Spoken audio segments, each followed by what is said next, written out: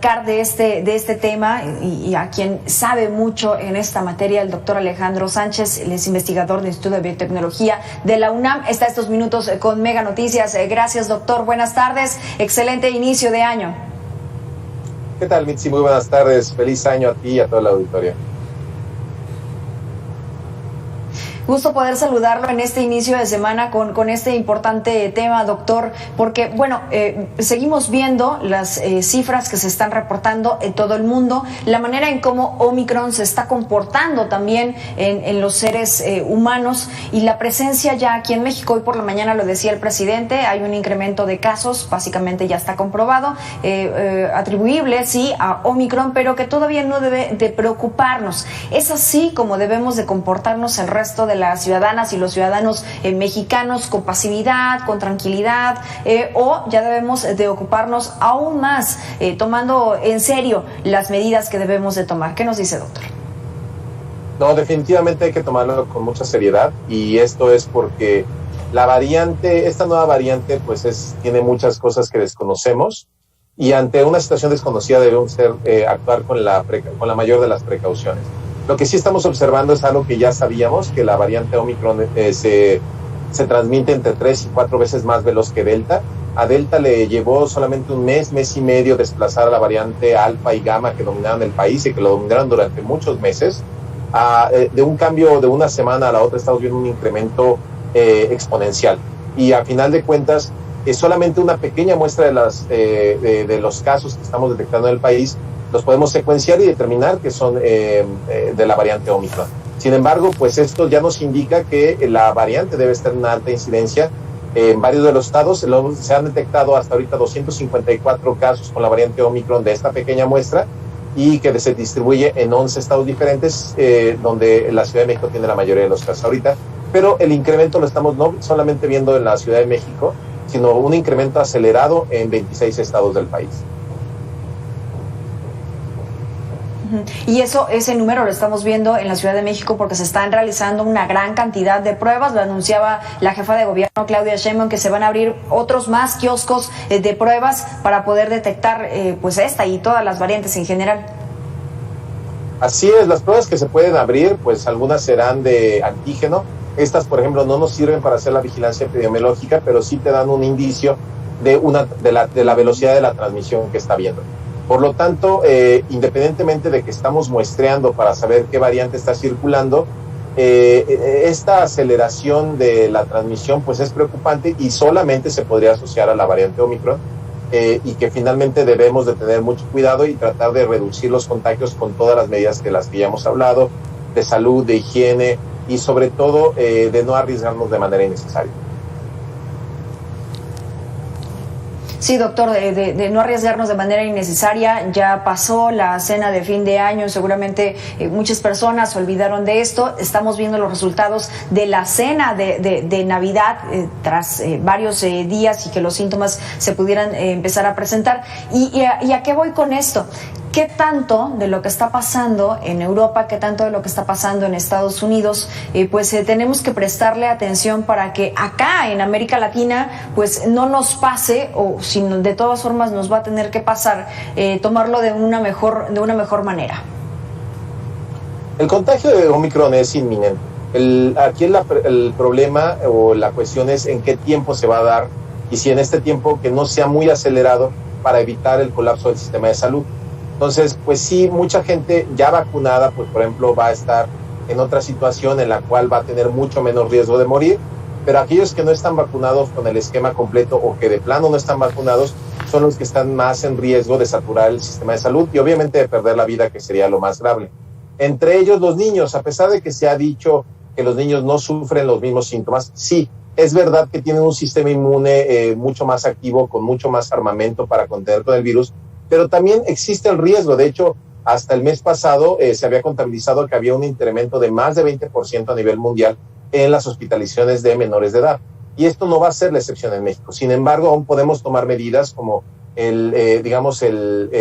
poner en pausa el regreso a clases presencial y sobre todo empezar a vacunarlos y empezar a terminar con los refuerzos, con los esquemas completos y empezar con la vacunación en niños.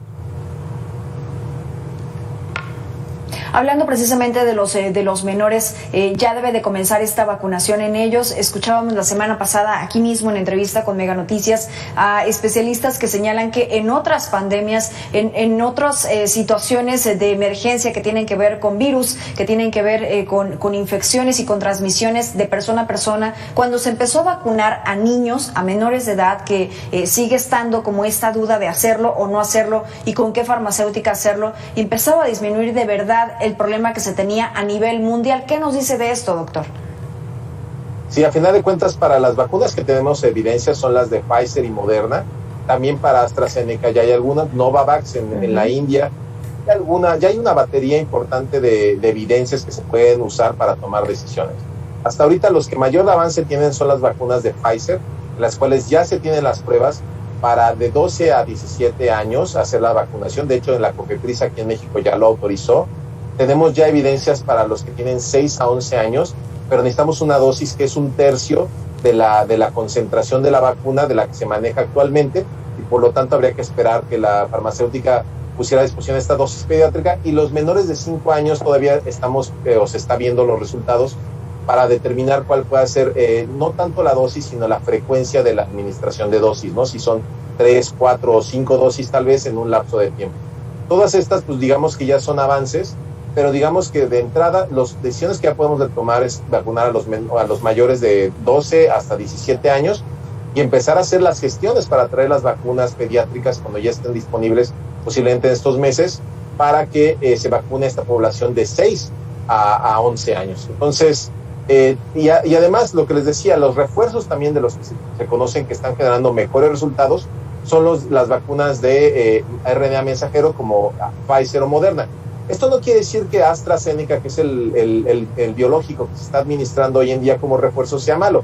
Simplemente que finalmente tiene una respuesta que comparada con otras vacunas no es la mejor, pero definitivamente ayuda a los casos y con una buena administración, de usar los refuerzos de AstraZeneca para permitir utilizar las vacunas de Pfizer para menores de edad, por ejemplo, podría ser un acierto, y definitivamente hacer todos estos refuerzos en todos los grupos etarios del país.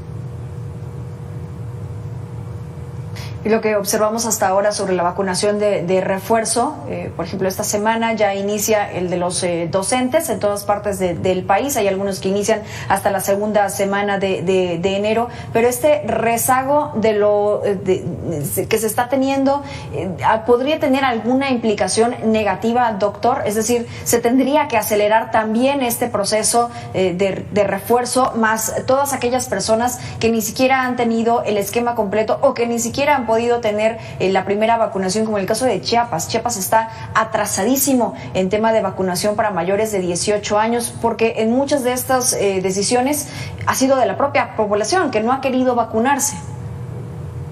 Sí, esto es una cosa muy desafortunada, y es donde entra la corresponsabilidad. Está en nuestra responsabilidad vacunarnos y seguir las medidas, y en la del gobierno tener las vacunas disponibles.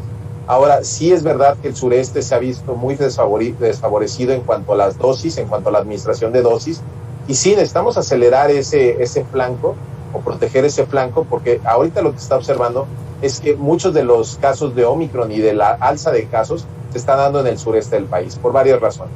Pero finalmente el que no se vacune la gente no ayuda en nada, y es un despropósito, porque a final de cuentas hay que recordar que las vacunas son seguras, que no podemos actuar en función de la experiencia individual, sino colectiva, y aunque haya mucha gente que dice es que yo me vacuné pero me enfermé, pues finalmente me lleva a una enfermedad mucho más leve, pero sobre todo me lleva a que el virus esté menos tiempo en mi cuerpo y yo lo pueda transmitir en una menor cantidad también. Entonces, esto es algo que debe recordar a la gente, que muchas de las medidas que hacemos no son para nuestra protección individual, sino la protección colectiva, que es un bien mayor.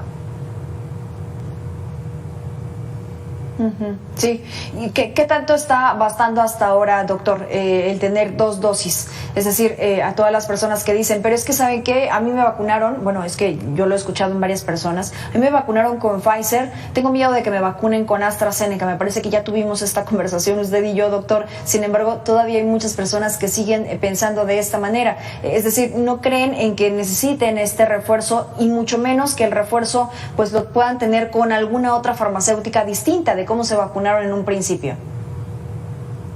Es verdad que al principio se recomendaba no mezclar vacunas porque no se tenían evidencias de qué podía pasar. Sin embargo, desde hace varios meses ya tenemos las evidencias donde es seguro mezclar vacunas.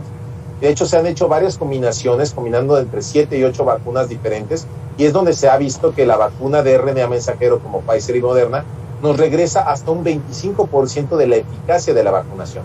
Esto es, por ejemplo, la variante Omicron le resta entre un 14 y 16% su eficacia para evitar síntomas graves. Entonces, nos quedamos de una vacuna que tenía, digamos, arriba del 90%, como en 75% la eficacia para evitar síntomas graves.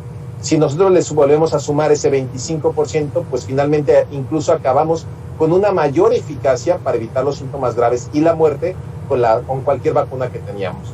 Ahora, lo que sí ha bajado mucho es en la transmisión. Se baja con la variante Omicron entre 40 y 60%. Entonces, las vacunas sin el refuerzo no sirven también para cortar la transmisión. Y hay que recordar que si el virus se sigue transmitiendo, es la oportunidad perfecta para que siga encontrando mutaciones y cambios que le den ventajas para escapar del sistema inmune, ya sea de la vacuna o del sistema inmune de una infección previa, y eso también se está observando, que hay más reinfecciones. Entonces, todas estas cosas las podemos evitar si hacemos los refuerzos y sobre todo si nos seguimos cuidando. Aquí el punto es, no es si no nos contagiamos o no, es cuándo y en qué condiciones. Contagiarnos cuando ya estamos con el refuerzo, vacunados y posiblemente con cargas virales más leves, eso nos da una oportunidad justo de sobrevivir al virus de una manera en la cual no vamos a saturar el sistema de salud y sobre todo con el riesgo de perder la vida. Sí. Y bueno, si nos podemos ayudar también, doctor, con una buena alimentación, haciendo ejercicio, vitaminándonos, pues eso también va a tener un cuerpo mucho más fuerte, porque sí, como usted dice, no se trata aquí si me contagio o no, que sí, va a marcar una diferencia, sino también la manera en cómo estoy recibiendo este virus, porque al final vamos a tener que convivir con él ya de ahora en adelante, doctor. Esto ya se ha quedado con nosotros para toda la vida.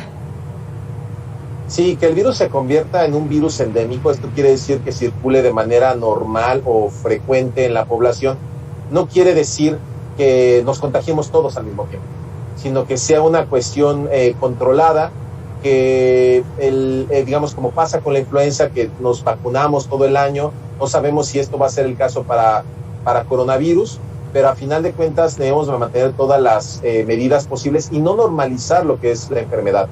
Como ya lo han dicho otros investigadores, el problema no es la infección, sino las secuelas, que para Omicron aún, a pesar de que ya tiene otro comportamiento la enfermedad, otra sintomatología que pudiera parecer más leve, el virus no ha perdido la capacidad de ser un virus que infecta muchos tejidos, entre ellos riñón, corazón, testículos, pulmones, cerebro, sistema nervioso. Entonces, hay muchos factores que desconocemos aún, que son factores de riesgo para contraer la enfermedad multisistémica y sobre todo con secuelas graves de mucho tiempo. Y esto es una factura que vamos a pagar muy caro, sobre todo a mediano y largo plazo en el sistema de salud y en general en la población. Así es, doctor. Por eso es que hay que prestar atención, no bajar la guardia, seguirnos cuidando por nosotros, nuestras familias y los que están a nuestro alrededor. Gracias, doctor Alejandro Sánchez. Siempre es un gusto poder platicar con usted y que tenga excelente inicio de semana. Mitzi, muchísimas gracias y por favor a todos cuídense y un feliz año 2022. Y maneje con precaución. Gracias, doctor Alejandro, investigador del Instituto de Biotecnología de la UNAM. Vamos al corte y regresamos con más.